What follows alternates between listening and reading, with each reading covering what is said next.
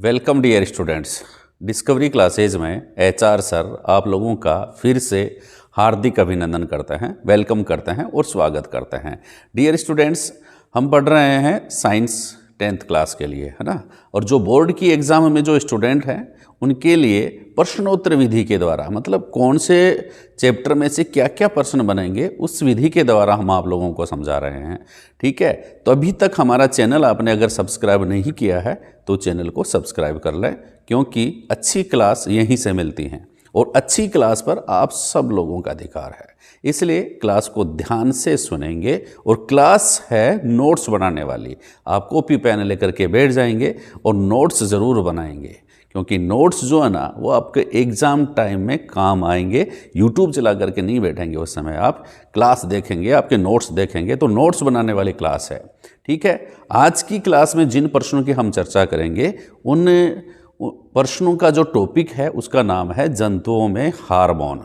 कि जंतुओं में कौन कौन से हार्मोन हैं। बहुत सारे प्रश्न हैं हार्मोन से संबंधित, लेकिन आपकी क्लास की बुक में क्या क्या प्रश्न हैं उनकी चर्चा करेंगे। तो ध्यान से इस क्लास को सुनेंगे भाई। देखिए, हार्मोन्स क्या होते हैं, जंतुओं में हार्मोन। अगर जो स्टूडेंट जानते हैं उनके लिए तो हम यहाँ से शुरू कर सकते हैं, लेकिन जो नहीं जानते हैं उनको थोड़ा सा हम समझाएंगे कि हार्मोन्स क्या होते हैं। आप देखिए कि अपने शरीर में 2 प्रकार की ग्रंथियाँ पाई जाती हैं। कितने प्रकार की ग्रंथियाँ पाई जाती हैं? 2 प्रकार की ग्रंथियाँ पाई जाती हैं, जिन्हें हम कहते हैं नंबर 1, पहली प्रकार की जो ग्रंथि है उसको हम कहेंगे बहिस्रावी ग्रंथि। कौन सी ग्रंथि कहते हैं बच्चा? बहिस्रावी ग्रंथि। ठीक है, पहले प्रकार की ग्रंथियां हैं बहिस्रावी ग्रंथि, जिनको इंग्लिश में कहते हैं एक्सोक्राइन ग्लैंड्स। ठीक है, दूसरे प्रकार की जो ग्रंथियां हैं उनका नाम है अंतःस्रावी ग्रंथि। कौन सा भाई? अंतःस्रावी ग्रंथि। ठीक है, अब देखिए थोड़ा सा इन जो 2 शब्द लिखे हैं उनको थोड़ा सा ध्यान से समझ लीजिए आप, फिर ये समझ में आ जाएंगे तो अपने को आगे की बातें भी समझ में आएंगी। ठीक है, क्या कह रहे हैं? बहिस्रावी ग्रंथि क्या होती हैं कि ऐसी ग्रंथियां जिनके स्राव को ले जाने के लिए क्या होती हैं? नलिकाएं होती हैं, उनको क्या कहते हैं? बहिस्रावी ग्रंथि कहते हैं। जैसे मान लीजिए अपने माउथ में है ये ग्रंथियां हैं सॉरी, कौन सी ग्रंथि है ये? मान लीजिए सेलेवरी ग्लैंड्स है, लार ग्रंथियां हैं, और इनमें क्या होता है? लार स्रावित होता है। ठीक है, लार स्रावित होता है, तो इनमें क्या पाई जाती है? इसमें जो लार है उसको ले जाने के लिए क्या है बच्चा? नलिकाएं हैं। क्या है? नलिकाएं हैं। तो इन ग्रंथियों में जो पदार्थ बनता है इनको ले जाने के लिए इनमें अगर नलिकाएं पाई जाती हैं, नलिकाएं पाई जाती हैं, तो ऐसी ग्रंथियां क्या कहलाएंगी? बहिस्रावी ग्रंथियां या एक्सोक्राइन ग्लैंड, या एक्सोक्राइन ग्लैंड। ठीक है, जैसे मान लो कि लीवर है, ठीक है, किस प्रकार की ग्रंथि है? एक्सोक्राइन ग्रंथि है। लार ग्रंथियां हैं, एक्सोक्राइन ग्लैंड्स हैं, बहिस्रावी ग्रंथियां हैं। बात समझ में आ गई होगी। अब क्या करेंगे अपन? अंतःस्रावी ग्रंथियों के बारे में आपको समझाएंगे। मतलब ये ग्रंथियां, अंतःस्रावी ग्रंथियां कौन सी होती है? इंग्लिश में देख लीजिए, इनको हम कहते हैं एंडोक्राइन ग्लैंड्स। क्या कहते हैं बच्चा? एंडोक्राइन ग्लैंड्स कहते हैं। कौन सी ग्लैंड्स कहते हैं? अंतःस्रावी ग्रंथियां। क्यों कहते हैं? क्योंकि ये इस प्रकार की ग्रंथियां हैं कि ये जो ग्रंथियां जो हैं इनमें कोई पदार्थ बनता है, ठीक है, लेकिन इस पदार्थ को जब ये सीक्रेट करती हैं तो ये पदार्थ जो है इसको ले जाने के लिए कोई नलिकाएं नहीं होती हैं। अरे भैया, नलिकाएं नहीं है तो लक्ष्य अंग जहां पर इनको जरूरत है वहां तक ये कैसे जाएंगी? तो आप देखिए, ये जो पदार्थ स्रावित करेंगी वो किसके माध्यम से बच्चा? रुधिर के माध्यम से। रुधिर नलिकाओं में ये इस स्राव को डाल देंगी भैया। किस में डाल देंगी? रुधिर में डाल देंगी। रुधिर नलिकाओं के माध्यम से जिस शरीर में जिस अंग को इसकी जरूरत होती है वहां तक ये रासायनिक पदार्थ चला जाता है। तो ऐसी ग्रंथियां जिनके स्राव को ले जाने के लिए नलिकाएं नहीं पाई जाती और जिनका स्राव जो है रुधिर के माध्यम से लक्ष्य अंग तक पहुंचता है, उन ग्रंथियों को अंतःस्रावी ग्रंथियां या नलिका विहीन ग्रंथियां कहते हैं। ठीक है, अब आपको दिमाग में एक और प्रश्न आ गया, ठीक है सर आपने बता दिया बहिस्रावी ग्रंथियां क्या होती हैं, अंतःस्रावी ग्रंथियां क्या होती हैं। ठीक है, लेकिन हार्मोन्स जो शब्द है उसके बारे में अभी तक नहीं बताया। तो हार्मोन क्या होता है, तो एकदम सिंपल सा प्रश्न है कि अंतःस्रावी जो ग्रंथियां हैं, कौन सी ग्रंथियां बच्चा, अंतःस्रावी ग्रंथियां। तो अंतःस्रावी ग्रंथियों द्वारा जो रासायनिक पदार्थ, अंतःस्रावी ग्रंथियों से जो रासायनिक पदार्थ स्रावित किया जाता है, जो जैव रासायनिक पदार्थ स्रावित किया जाता है, उसको हम क्या कहते हैं, हार्मोन्स कहते हैं। ठीक है, मतलब अंतःस्रावी ग्रंथियों द्वारा स्रावित पदार्थ क्या कहलाता है, द्वारा स्रावित पदार्थ ही लिख लो आप, है ना। अंतःस्रावी ग्रंथियों द्वारा स्रावित पदार्थ क्या कहलाता है, हार्मोन कहलाता है। क्या कहलाता है बच्चा, हार्मोन कहलाता है। कोई भी पूछ ले आप लोगों से परिभाषा कि हार्मोन किसे कहते हैं, तो आप बता देंगे कि अंतःस्रावी ग्रंथियों द्वारा स्रावित पदार्थ हार्मोन कहलाता है। ठीक है, अब अपने शरीर में बहुत सारी अंतःस्रावी ग्रंथियां हैं।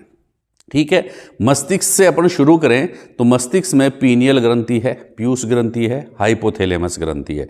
देखो अंतःस्रावी ग्रंथियां कौन कौन सी है, आप लोगों से पूछ ले अपने मस्तिष्क जो है, मस्तिष्क में कौन कौन सी ग्रंथियां हैं, कौन कौन सी अंतःस्रावी ग्रंथियां हैं। तो मुख्यतः आप 3 अंतःस्रावी ग्रंथियों के नाम बताएंगे। नंबर 1 पीनियल ग्रंथि, कौन सी ग्रंथि बच्चा, पीनियल ग्रंथि। नंबर 2 कौन सी ग्रंथि बच्चा, पीयूष ग्रंथि। नंबर 2 कौन सी, पीयूष ग्रंथि।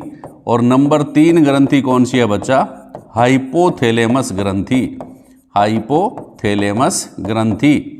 ठीक है, अब आप लोगों से पूछ ले सर गले में भी कोई ग्रंथि पाई जाती है क्या अपने अंतःस्रावी ग्रंथि, तो बच्चा बताएंगे यस, गले में कौन सी ग्रंथि पाई जाती है, एक एच के आकार की ग्रंथि पाई जाती है। किसके आकार की, एच के आकार की ग्रंथि पाई जाती है। और गले में घंटी मत बांधना, गले में कौन सी ग्रंथि बताना, थायराइड ग्रंथि। कौन सी पाई जाती है बच्चा, थायराइड ग्रंथि पाई जाती है। कहाँ पर, गले में पाई जाती है। फिर आप लोगों से पूछ ले भाई किडनी के ऊपर कौन सी ग्रंथि पाई जाती है, वृक्क के ऊपर, वृक्क के ऊपर।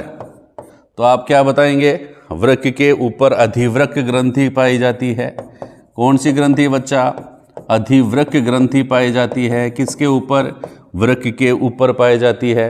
फिर आप लोगों से पूछ ले भाई ग्रहणी की दोनों भुजाओं के बीच में कौन सी ग्रंथि पाई जाती है, ग्रहणी की दोनों भुजाओं के बीच, ग्रहणी की दोनों भुजाओं के बीच कौन सी ग्रंथि पाई जाती है, तो आप बता देंगे अग्नाशय ग्रंथि। कौन सी ग्रंथि बच्चा, अग्नाशय ग्रंथि। अग्नाशय ग्रंथि जो होती है वो मिश्रित ग्रंथि है। ठीक है, तो ये मुख्य ग्रंथियां, इसके अलावा जो वृषण व जो अंडाशय, वृषण व अंडाशय भी मिश्रित ग्रंथियां हैं जो अंतःस्रावी भी की काम करती हैं और बहिस्रावी ग्रंथि का भी काम करती हैं। तो इस प्रकार ये मुख्य अंतःस्रावी ग्रंथियां अपने शरीर में विभिन्न जगहों पर स्थित है। अब काम की बात की चर्चा करते हैं।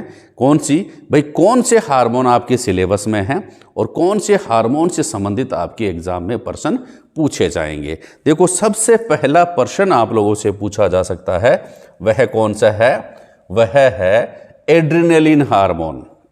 कौन सा हार्मोन, एड्रेनलिन हार्मोन। देखो एड्रेनलिन हार्मोन जो होता है उसको, एड्रेनलिन हार्मोन जो है एड्रिनल ग्रंथि द्वारा स्रावित होता है। कौन सी ग्रंथि के द्वारा एड्रेनलिन हार्मोन स्रावित होता है, एड्रिनल ग्रंथि के द्वारा एड्रेनलिन हार्मोन स्रावित होता है।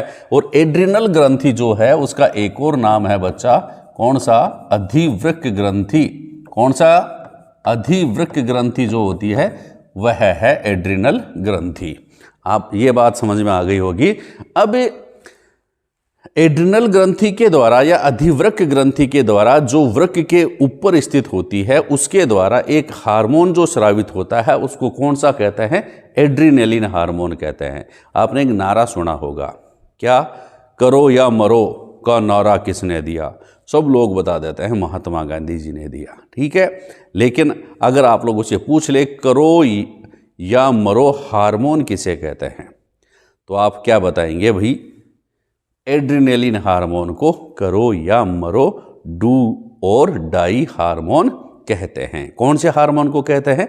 एड्रेनलिन हार्मोन को कहते हैं। ये बात आपको याद कर लेनी है, ठीक है। अब क्यों कहते हैं, अब मैं आपको एक उदाहरण बता देता हूं। जैसे मान लो आपकी स्कूल की छुट्टी हो गई है, छुट्टी हो गई, ठीक है, घंटी बाजे टन टन, चोरा भागे फन फन। जैसे ही छुट्टी हो गई, आप रास्ते में जा रहे थे भैया, तो रास्ते में आप जैसे ही जा रहे थे, आपने देखा आपके सामने एक सांप आ गया, बहुत बड़ा खतरनाक सांप आ गया। तो आपके शरीर, आपकी बॉडी, और यानी कि आप जो है वो क्या डिसीजन लेते हैं? क्या डिसीजन ले देंगे भैया? आप एकदम से जोर से चिल्ला करके क्या करेंगे? भागने की कोशिश करेंगे, ठीक है। क्या करेंगे? दौड़ लगाने, दूसरी दिशा में भागेंगे, सांप की दिशा में नहीं, वरना सांप काट लेगा। सांप की विपरीत दिशा में दौड़ने का प्रयास करेंगे। या फिर क्या करेंगे, कोई बड़े लड़के होते हैं वो क्या करेंगे, कोई उसको मारने की कोशिश करेंगे। तो कहने का मतलब, अपने शरीर में कुछ एक्टिविटी होती है जो उस परिस्थिति से या तो आपको लड़ने के लिए तैयार करेगी या फिर भागने के लिए तैयार करेगी, ठीक है। इसलिए इस हार्मोन को करो या मरो हार्मोन भी कहते हैं, और इसे लड़ो या उड़ो हार्मोन भी कहते हैं। समझ में आ गई बात? या तो लड़ो उस परिस्थिति से या फिर वहां से उड़ो, भाग जाओ, यह हार्मोन भी इसको हम कहते हैं। अगर ये बात समझ में आ गई तो थोड़ा सा और समझ लेते हैं भाई, ऐसा क्या होता है अपने शरीर में कि उस परिस्थिति को देख करके तो आप कह देना कि जैसे हमने सांप देखा, हमारे शरीर में कौन सा हार्मोन स्रावित हो गया? एड्रेनलिन हार्मोन स्रावित हो गया। कौन सा हार्मोन स्रावित हुआ? एड्रेनलिन हार्मोन स्रावित हो गया। और एड्रेनलिन हार्मोन स्रावित हो गया तो भैया क्या हो गया? ऐसे क्या हो गया कि आप भागने के भी मजबूर हो गए? एकदम से कैसे भागे? तो क्यों भागे? क्या परिवर्तन हुआ? एड्रेनलिन अपने शरीर में स्रावित होता है तो आप इसको समझाएंगे। कैसे समझाएंगे? देखिए, जैसे ही हम विपरीत परिस्थिति का सामना करते हैं, हमारे शरीर में अधिवृक्क ग्रंथि जो होती है उसके द्वारा एड्रेनलिन हार्मोन स्रावित होता है, और एड्रेनलिन हार्मोन रुधिर के माध्यम से अपने शरीर में फैल जाता है। क्या क्या क्रियाविधि होती है, विभिन्न भागों में जाएगा। तो सबसे पहले क्या करेगा? ये हृदय के पास जाएगा, हार्ट के पास, अपना घबराहट हो जाएगी, हृदय की धड़कन क्या हो जाएगी? बढ़ जाएगी, धक धक धक धक धक धक धक धक धड़कने लग जाएगा हृदय की धड़कनें बढ़ जाती हैं। एड्रेनलिन जैसे स्रावित होगा, हृदय की धड़कनें बढ़ जाती हैं। हृदय की धड़कन बढ़ जाती है तो क्यों बढ़ जाती है भैया? इसका क्या फायदा है? अपने शरीर को ऑक्सीजन की आपूर्ति ये ज़्यादा करता है, रुधिर सप्लाई ज़्यादा करता है, ऑक्सीजन की सप्लाई इससे ज़्यादा हो जाती है।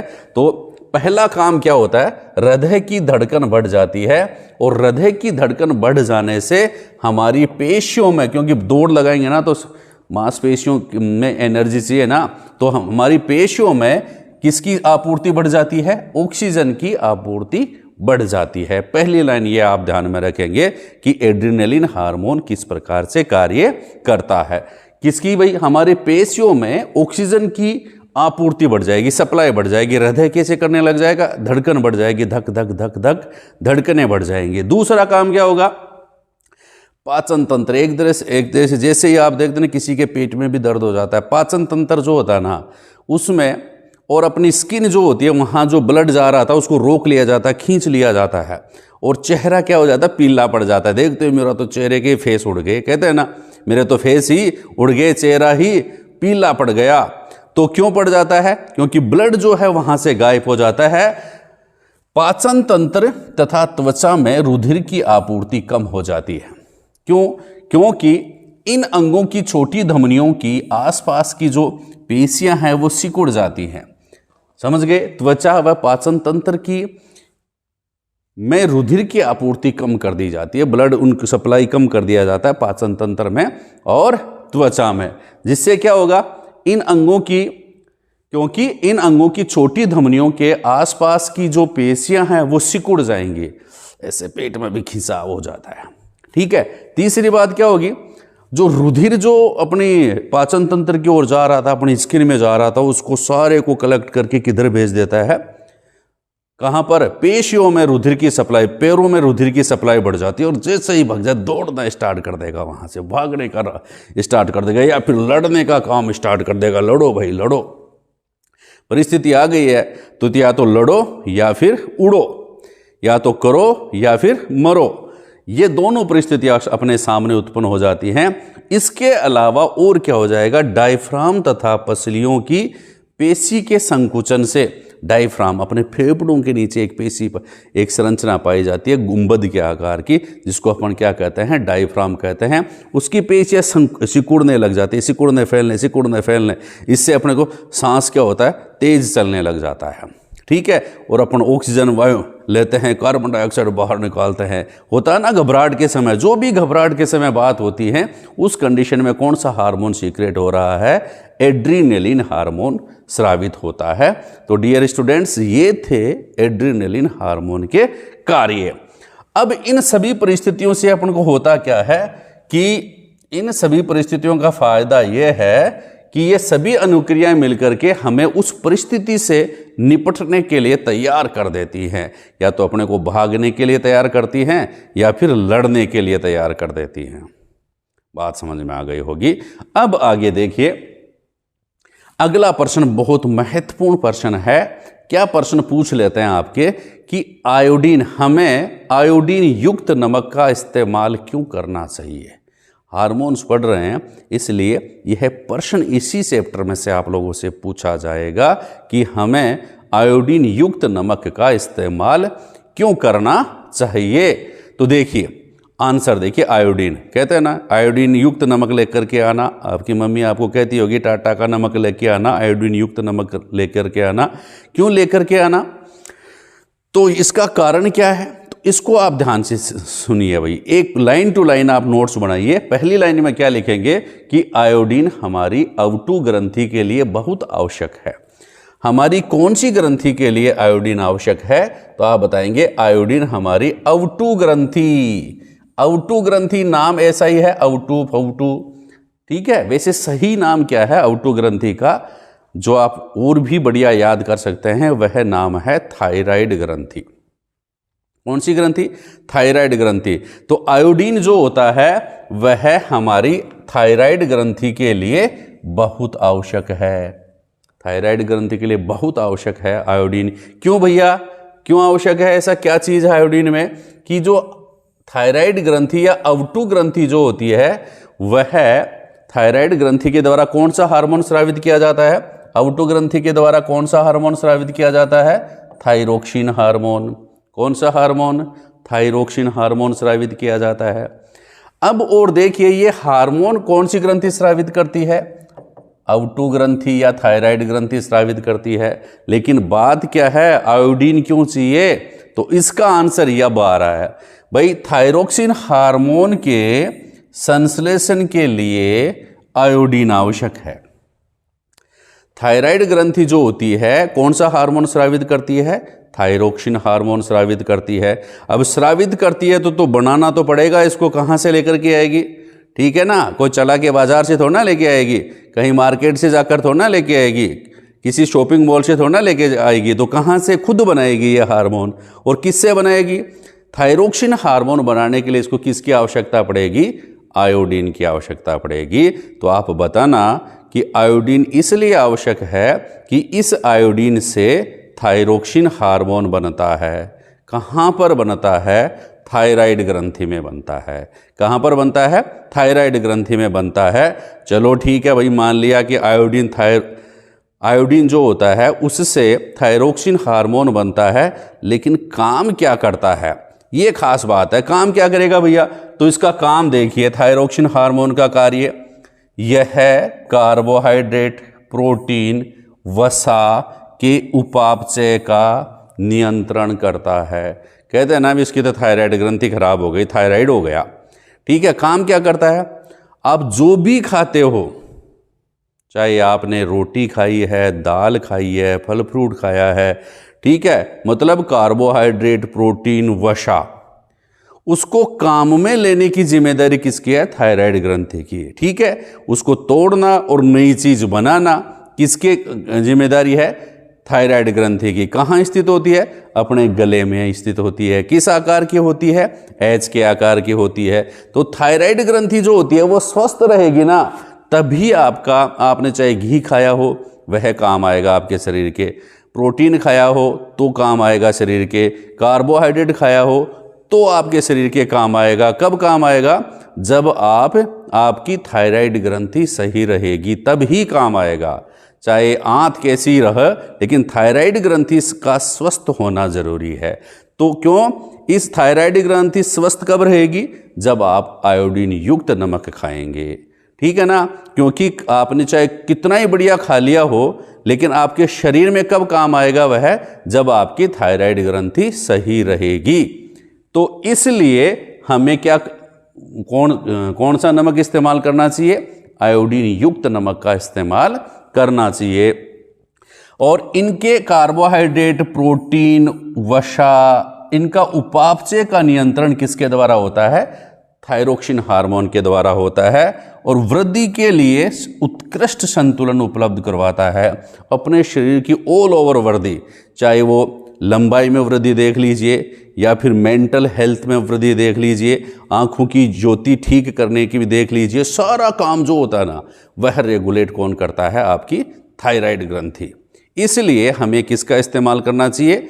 आयोडीन युक्त नमक का इस्तेमाल करना चाहिए, ठीक है। अब देखते हैं आगे भैया। आगे महत्वपूर्ण प्रश्न आप लोगों से क्या पूछा जा सकता है? आप लोगों से पूछ ले कि भैया आयोडीन युक्त नमक नहीं खाएं तो क्या हो जाएगा?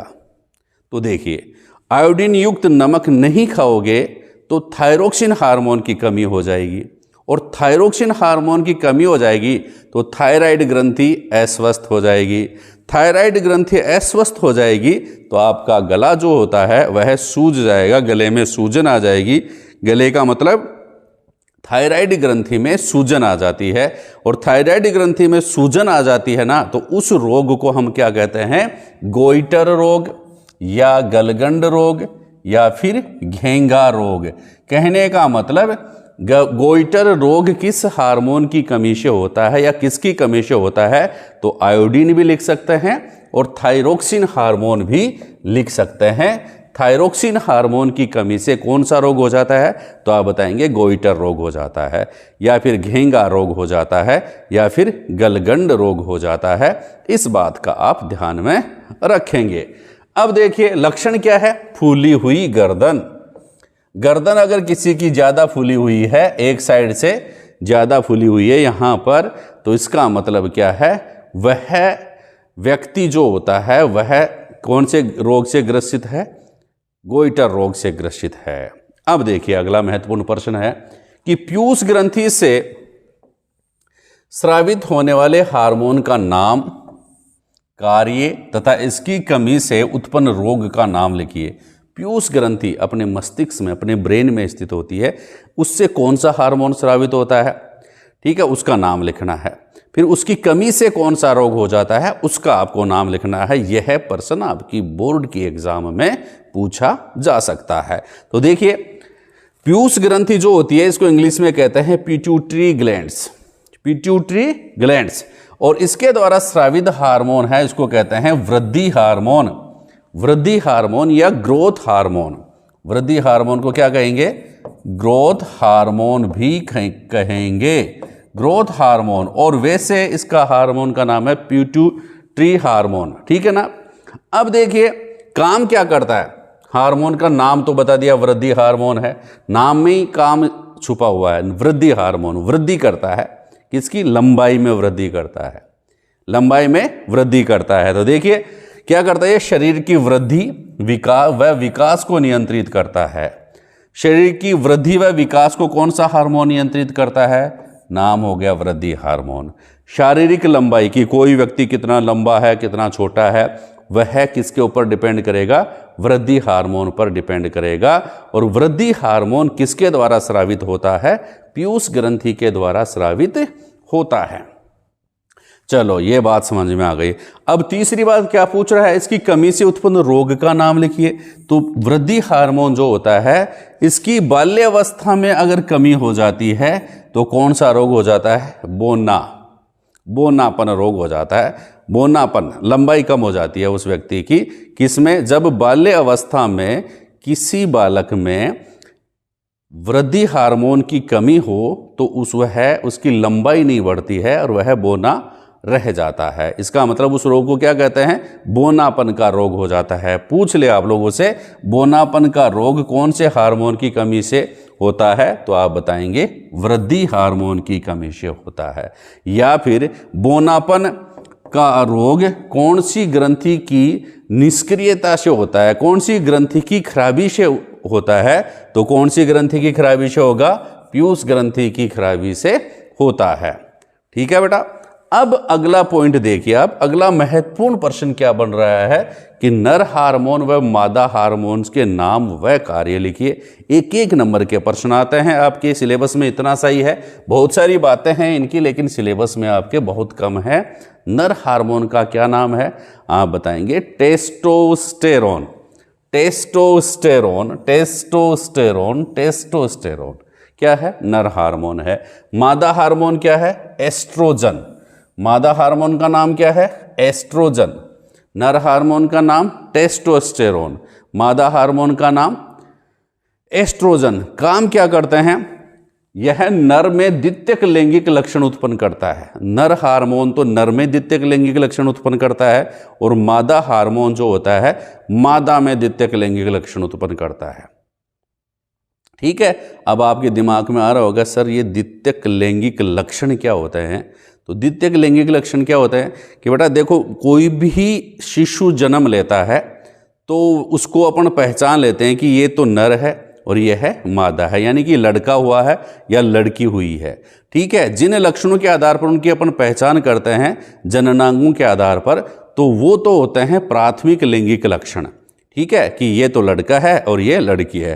लेकिन उसके बाद जब उनकी वृद्धि होती है, जब वह उम्र प्राप्त करते हैं, जब वे 10-12 से लेकर के 19 साल की उम्र तक में जाते हैं, तो उनके शरीर में कई परिवर्तन होते हैं। जैसे लड़कों के चेहरे पर बाल आने लग जाते हैं, फुंसियाँ होने लग जाती हैं और दाढ़ी मूछें आने लग जाती हैं। एडम्स एप्पल जो होता है यह बाहर निकलने लग जाता है। उसकी आवाज़ मोटी होने लग जाती हैं, पेशियाँ बलिष्ठ होने लग जाती हैं। ठीक है ना। तो शरीर पर और कई जगह बाल आना स्टार्ट हो जाते हैं। तो ये इनके क्या हैं बच्चा? द्वितीयक लैंगिक लक्षण है। इसी प्रकार लड़कियों में क्या होता है कि आवाज़ का पतला होना, स्तनों का विकास होना। तो इस प्रकार से कई लक्षण लड़कों व लड़कियों में उत्पन्न होते हैं, जिन्हें क्या कहते हैं? द्वितीयक लैंगिक लक्षण कहते हैं। तो द्वितीयक लैंगिक लक्षण उत्पन्न करने का कारण कौन से हार्मोन है? नर हार्मोन टेस्टोस्टेरोन और मादा हार्मोन एस्ट्रोजन। ठीक है बेटा। अब देखिए आगे तीसरा और महत्वपूर्ण प्रश्न आ रहा है कि एक व्यक्ति को डॉक्टर ने आहार में कम शर्करा कि शक्कर कम खाया कर, डॉक्टर ने कहा किसी व्यक्ति को कि आहार में कम शर्करा लेने की सलाह दी है कि शक्कर या मीठा कम खाया कर। तो आप बताइए आपके अनुसार उस व्यक्ति की कौन सी अंतःस्रावी ग्रंथि ठीक से कार्य नहीं कर रही है और वह कौन से रोग से ग्रसित है? ये प्रश्न आ गया। तो आप सिंपल सा प्रश्न आंसर बताएंगे कि उनकी जो कौन सी ग्रंथि खराब है, तो आप बताएंगे अग्नाशय ग्रंथि जो है वह ठीक से काम नहीं कर रही है। ठीक है। अग्नाशय के द्वारा कौन सा हार्मोन स्रावित किया जाता है? इंसुलिन हार्मोन स्रावित किया जाता है। कौन सा हार्मोन? इंसुलिन हार्मोन स्रावित किया जाता है। और इंसुलिन हार्मोन की कमी से कौन सा रोग हो जाता है? तो आप बताएंगे डायबिटीज रोग हो जाता है। कौन सा रोग हो जाता है बच्चा? डायबिटीज रोग हो जाता है या मधुमेह रोग हो जाता है। ठीक है। इस रोग या इंसुलिन हार्मोन क्या करता है?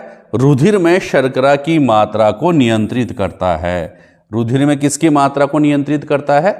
शर्करा की मात्रा को नियंत्रित करता है। ठीक है। देखिए इस हार्मोन की कमी से क्या हो जाएगा? रुधिर में शर्करा की मात्रा बढ़ जाती है। कौन से हार्मोन की कमी से रुधिर में शर्करा की मात्रा बढ़ जाती है? तो आप बताएंगे इंसुलिन हार्मोन की कमी से। इंसुलिन हार्मोन की कमी से रुधिर में शर्करा की मात्रा बढ़ जाती है। ये ध्यान में रखना। और रुधिर में शर्करा की मात्रा बढ़ जाती है, इस रोग को हम क्या कहते हैं? डायबिटीज या मधुमेह या शुगर रोग कहते हैं। ठीक है, अब आगे देखिए भैया लास्ट इसका कि हार्मोन क्रियाविधि का नियंत्रण किस प्रकार किया जाता है। हार्मोन जो होता है स्रावित ही होता रहेगा, रुकेगा, कितना रुकेगा, कितने समय तक स्रावित होगा, उसकी क्रियाविधि का नियंत्रण किस प्रकार से किया जाता है, ये 2 नंबर का प्रश्न आपके एग्जाम में पूछा जा सकता है। तो देखिए आप एक नाम बताएंगे कि स्रावित होने वाले हार्मोन का समय तथा उसकी मात्रा का नियंत्रण जो है वह किसके द्वारा किया जाता है? पुनर्भरण क्रियाविधि के द्वारा। कौन सी क्रियाविधि के द्वारा? पुनर्भरण क्रियाविधि के द्वारा किया जाता है। पुनर्भरण क्रियाविधि क्या होती है? उदाहरण देखिए, जैसे यदि रुधिर में शर्करा की मात्रा बढ़ जाती है, मान लो रुधिर में क्या हो गया? शर्करा की मात्रा बढ़ गई। शर्करा की मात्रा जैसे ही बढ़ी, अग्नाशय की कोशिकाएं क्या करती हैं भैया? अग्नाशय की कोशिकाओं को इसकी सूचना मिलती है। अग्नाशय की कोशिकाओं को क्या करती है? सूचनाएं मिलती है तथा इसकी अनुक्रिया में इंसुलिन स्रावित होता है, अधिक इंसुलिन। इंसुलिन जो होता है जैसे ही स्रावित हुआ, रुधिर में शर्करा की मात्रा को वापस अवशोषित कर लिया गया, शर्करा की मात्रा को घटा दिया गया। ठीक है, और अगर रुधिर में शर्करा की कमी होने लग जाती है तो इंसुलिन का स्रावण क्या हो जाता है? कम हो जाता है, जिसे रुधिर में शर्करा की मात्रा बढ़ जाती है। कहने का मतलब क्या कह रहा है कि जैसे मान लो अग्नाशय है, क्या है? अग्नाशय है। अग्नाशय क्या करता है भाई? कौन सा हार्मोन स्रावित करता है? इंसुलिन हार्मोन स्रावित करता है। कौन सा हार्मोन बच्चा? इंसुलिन हार्मोन स्रावित करता है। अब देखिए इंसुलिन हार्मोन, देखिए ये रुधिर है, ठीक है, इसको अपन रुधिर लिख दिया मैंने आप में। रुधिर में 2 कंडीशन होती हैं, एक तो शर्करा की मात्रा कम होना, शर्करा की मात्रा अधिक हो गई, ठीक है, शर्करा की मात्रा अधिक, और दूसरी कंडीशन हो सकती है शर्करा की मात्रा कम, शर्करा की मात्रा कम होना, शर्करा की मात्रा कम होना। अब देखिए जैसे ही रुधिर में शर्करा की मात्रा बढ़ती है तो क्या होता है? इसकी अग्नाशय की कोशिकाएं क्या होती हैं? इसकी सूचनाएं इनको मिलती है। ठीक है, अग्नाशय की कोशिकाएं जो होती है उनको इस बात की सूचना मिलती है कि रुधिर में क्या हो गया? शर्करा की मात्रा बढ़ गई है। तो इसकी सूचना कहां पर जाती है? अग्नाशय तक जाती है, और अग्नाशय क्या करता है? इंसुलिन का स्रावण बढ़ा देता है। इंसुलिन स्रावण बढ़ा देता है, बढ़ा देगा, और इंसुलिन का स्रावण बढ़ाते ही क्या हो जाएगा भैया? रुधिर में शर्करा की मात्रा क्या हो जाती है? घट जाती है, वापस से उसका अवशोषण कर लिया जाता है। और जब रुधिर में शर्करा की मात्रा घट जाती है ना, तब क्या होगा भैया? कम हो जाती है। तो वही बात ये हो जाएगी कि ये क्या करेगा? इसकी सूचना भी किसको जाएगी भैया? अग्नाशय को। तो इसके मतलब क्या है? ये इंसुलिन की मात्रा को क्या कर देता है? कम कर देता है, कम कर देगा। इससे क्या हो जाएगा? इंसुलिन की मात्रा कम कर देगा, इससे रुधिर में शर्करा की मात्रा क्या हो जाएगी? बढ़ जाएगी। इस विधि को हम क्या कहते हैं? पुनर्भरण विधि कहते हैं। कौन सी विधि कहते हैं? पुनर्भरण विधि कहते हैं। तो कौन सी विधि के द्वारा हार्मोन की क्रियाविधि को नियंत्रित किया जाता है? तो आप बताएंगे पुनर्भरण क्रियाविधि के द्वारा। आज की क्लास आपको कैसी लगी? आप कमेंट्स करके ज़रूर बताएं। आप पढ़ें, आगे बढ़ें। थैंक यू, धन्यवाद।